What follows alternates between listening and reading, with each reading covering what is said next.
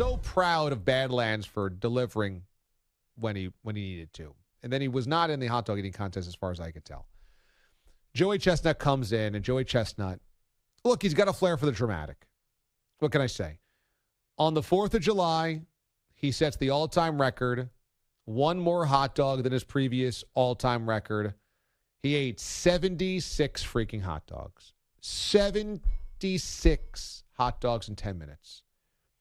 And, of course, I was watching it, kind of hate watching it, but everybody else in the living room was like, oh, turn this off. This is so disgusting. This is gross. Why is he dunking it in water? I'm like, hey, sometimes you don't want to know how the sausage is made, but this is how you achieve greatness. And he hit 76, the spirit of 76. What a number on the 4th of July. 76 hot dogs. And I was just thinking about how incredible this is, because 76 hot dogs in 10 minutes is a pace, obviously, of 7.6 hot dogs every minute. Now, let me just ask you, could you eat 7.6 hot dogs just over the course of a day? 4th of July, you wake up, and here's 8 hot dogs.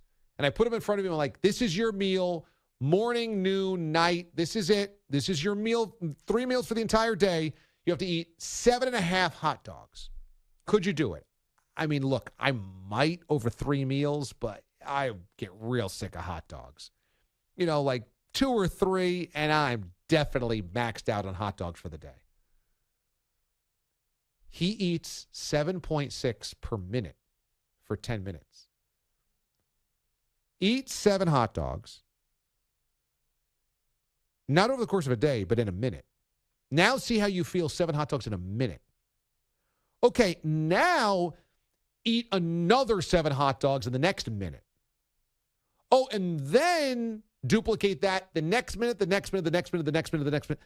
Imagine eating 76 hot dogs in 10 minutes. It is really otherworldly. Now, the reason I was rooting against Joey Chestnut, it's a story as old as time. We had a hot dog eating contest. Well, we had the Wienership Challenge, which was a hot dog eating contest back in 2013 and 2014. At this point in time, there's very little oversight over us. It was a different era in I.D.A. show and radio history.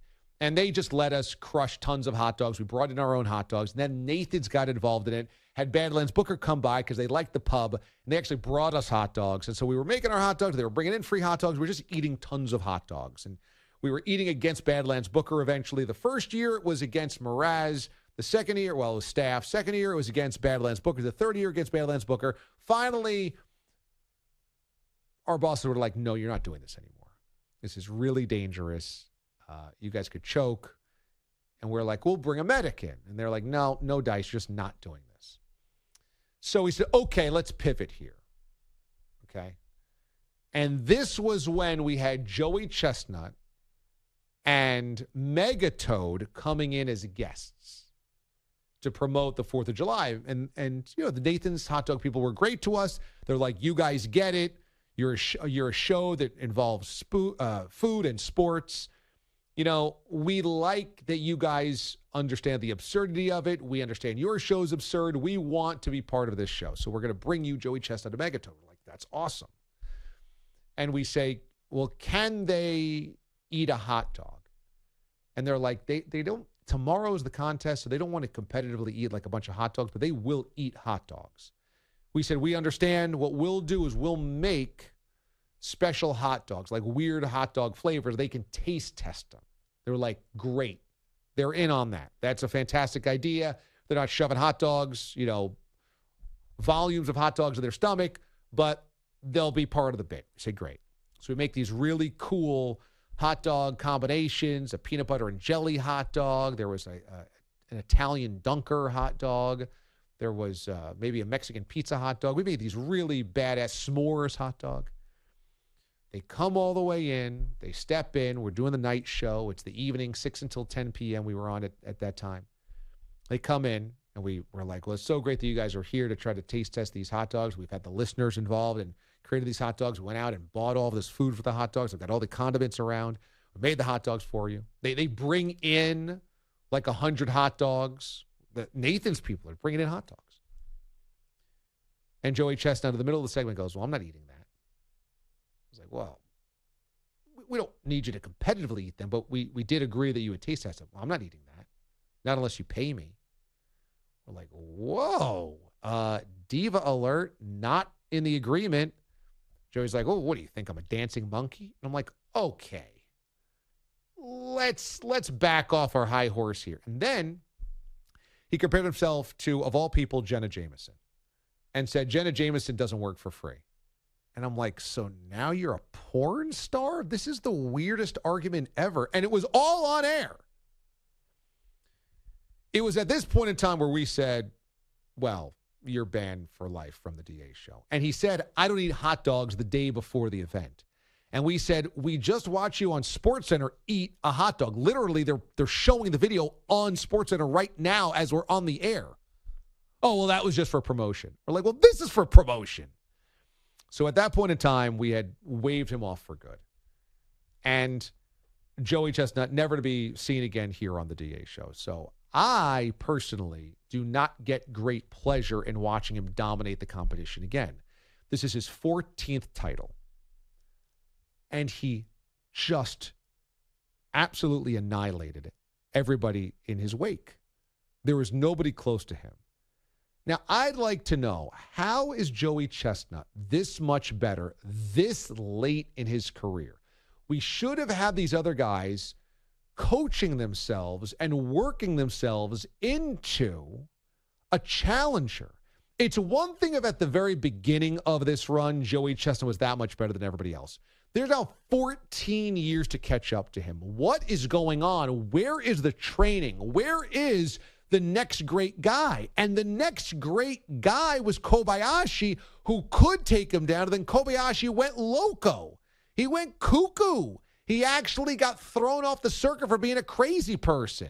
So the sheer luck, it would be like, you know, if there was this great basketball player like a Michael Jordan, and he was that much better than everybody else, and then there was this guy that was going to compete against him, and he was going to be like equals to him, but then that guy just happened to like quit the sport. You know what? I'm not interested anymore.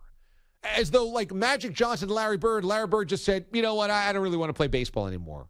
And that was it. And so then Magic had all of the titles. I mean, this is what has happened here. So is this luck? Is this jaw strength and genetics? Is he just genetically that much better? Is this a work ethic thing? How is he this much better? And my question is, when will this reign of terror end? When will Joey finally have? It's one thing if he beats somebody by one hot dog. And you're like, okay, there's a race here. He beat everybody by 10, 12 hot dogs on Sunday, maybe more. He beat him by 18 hot dogs. He had an 18 hot dog win. I mean, this is outrageous. This is Babe Ruth hitting more home runs than the entire American League combined.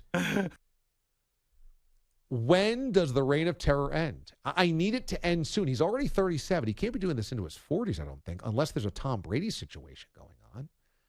Is there an HGH thing? Is there a steroids thing? Can steroids even help you eat that many hot dogs? Is he digesting all the hot dogs? Is he vomiting the hot dogs after this? I need to know why nobody can catch him. He's now 18 hot dogs better than everybody else. And you could just see the ego growing on this guy every time. I mean, he's coming out to this elongated introduction with the space music and, it's a whole thing. And you could just see he's just he's at this point too high on his horse. He needs to be taken down a notch. So I don't know what it's going to take, but I will fund the training.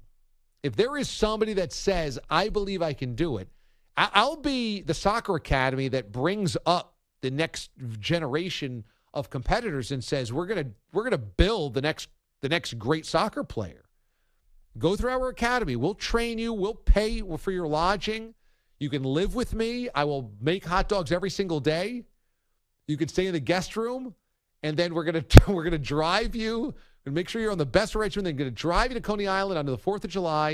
I'm gonna sit there in your corner like Mick, and I'm going to make sure that we have built a champion because this can't go on anymore.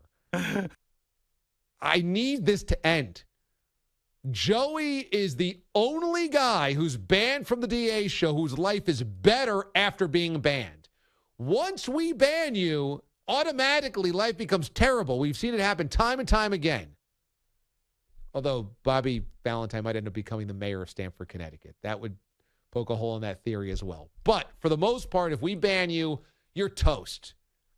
We've cast the spell on you. We've jinxed you. And yet, here's Joey Chestnut. He can't stop winning titles. We need to have a challenger.